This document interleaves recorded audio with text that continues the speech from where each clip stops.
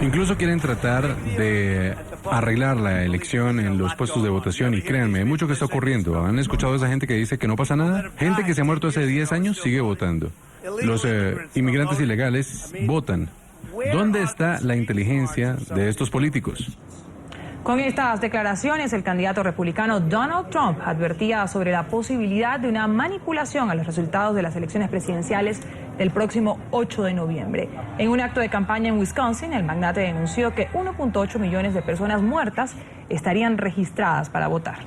Recientemente, Trump también acusó a los medios de comunicación de favorecer a Hillary Clinton. Varios líderes del Partido Demócrata, entre ellos la congresista Nancy Pelosi, defendieron la legitimidad del sistema electoral de Estados Unidos. Dieron como ejemplo la contienda del año 2000, en la que el republicano George W. Bush ganó al demócrata Al Gore por pocos votos y aún así se reconoció el desenlace. El sistema electoral de Estados Unidos es considerado, según expertos, como una estructura confiable, garante de la voluntad expresada por el pueblo. Sus datos, dicen, son precisos y la posibilidad de errores son mínimas. Sin embargo, en cada votación su credibilidad no está exenta de ser puesta en entredicho por los participantes del proceso. Los comentarios recientes del candidato republicano Donald Trump son un ejemplo de ello. Señores, no podemos dejar que se salgan con la suya.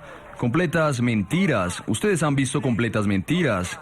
Pero debemos parar esto. No vamos a retroceder y recuerden que es una elección arreglada porque están viendo gente falsa que viene con alegaciones falsas. Las acusaciones fueron refutadas por los demócratas. Eso es irresponsable. Y de hecho, no muestra realmente el tipo de liderazgo y de firmeza que se querría de un presidente. Empieza a llorar antes de que se acabe el juego. Cuando las cosas no van como él quiere, entonces comienza a culpar a los demás. En la historia reciente de Estados Unidos, los comicios del 2000 estuvieron cargados de controversia cuando solo 5 sufragios electorales frenaron al candidato demócrata Al Gore de llegar a la Casa Blanca, a pesar de haber obtenido 543.895 votos populares más que el ganador. El voto electoral representa la última palabra. El conteo en Florida fue determinante. George W. Bush, del estado de Texas, ha recibido para presidente de los Estados Unidos 271 votos. Al Gore, del estado de Tennessee, ha recibido 266 votos. Nuestro país ha atravesado un periodo largo y difícil con el resultado de las elecciones presidenciales, que tardó más de lo esperado. El vicepresidente Al Gore y yo hemos puesto todo en la campaña y compartimos situaciones similares. Así que entiendo lo difícil que debe ser este momento para él.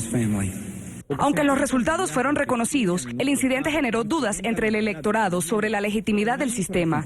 Años atrás, en 1960, hubo denuncias contra John F. Kennedy por presuntamente haber cometido irregularidades que lo favorecieron y le permitieron vencer a su oponente Richard Nixon. Pero, ¿realmente existen posibilidades de un fraude el próximo 8 de noviembre? Analistas electorales explican que el proceso está en manos de los llamados estados péndulos, que son Florida, Carolina del Norte, Ohio, Arizona, Iowa, Nevada, Pensilvania, Colorado, New Hampshire y Virginia. Solo estos 4 últimos están actualmente bajo el control de demócratas. El voto latino tendrá un peso importante. Son comunidades que una campaña regular no va y habla con ellos. Nosotros nos enfocamos en que ellos salgan a votar porque son votantes nuevos y son votantes que son infrecuentes, que han votado una vez o se registraron y nunca han votado. Debido a todos los ojos que están puestos en el curso de los acontecimientos, que incluye veedores de los partidos, jueces locales y gobernadores, la teoría de una supuesta trampa, aunque no imposible, es poco probable, pues mucha gente tendría que ponerse de acuerdo para jugar a ignorar la realidad. Otro argumento que pone en duda las denuncias de Trump es que los estados republicanos han aprobado leyes para minimizar las irregularidades. Quizá la hipótesis que más validez tiene es la intención de un ciberataque a las máquinas de votación, pues en muchos casos los programas que utilizan son antiguos y vulnerables. Queda esperar menos de un mes para saber qué actitud tomarán los contendores a la oficina oval una vez se anuncie el ganador y en caso de no aceptar los resultados, el trámite siguiente será apelar ante la Corte Suprema. Establecemos el contacto en vivo en nuestros estudios en Miami con Eduardo Gamara, él es director o doctor en Ciencias Políticas, profesor de Relaciones Internacionales de la Universidad Internacional de la Florida. Señor Gamarra, un buen día. Muchísimas gracias por recibirnos aquí en la mañana de NTN 24. Encantado de estar con ustedes. Señor Gamarra, la primera pregunta con la que quisiera iniciar esta entrevista es, ¿realmente es posible un fraude electoral en Estados Unidos?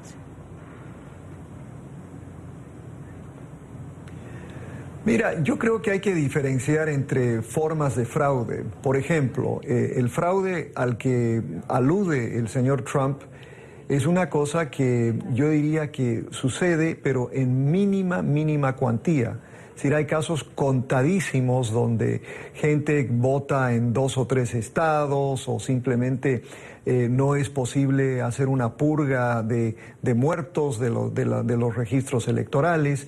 Pero en general ese tipo de fraude ha sido mínimo y realmente, al menos estadísticamente, insignificante.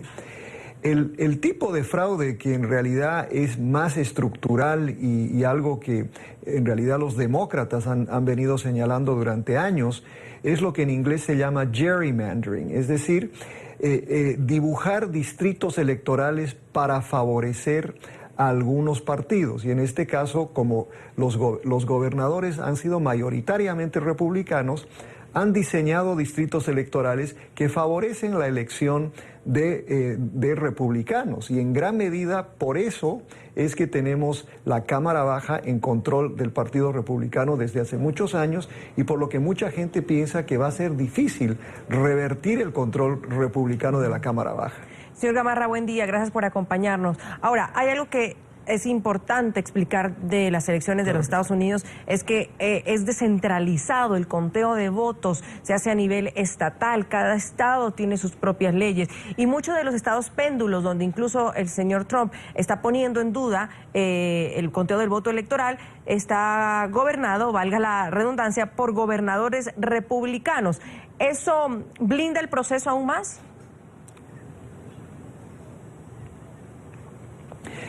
Sí, obviamente, pero hay que entender que a diferencia, por ejemplo, de América Latina o de la mayoría de los países de América Latina, en Estados Unidos no existe un tribunal electoral, una corte electoral, un juzgado electoral nacional. Acá lo que tenemos es un sistema electoral extraordinariamente descentralizado, que no solo depende de los gobernadores, pero a veces inclusive depende de localidades. Entonces lo que tenemos es sistemas electorales múltiples con diferentes puntos de acceso y muchas veces pues es precisamente la naturaleza del sistema que genera el tipo de controversias a las que el señor Trump está aludiendo en esta contienda.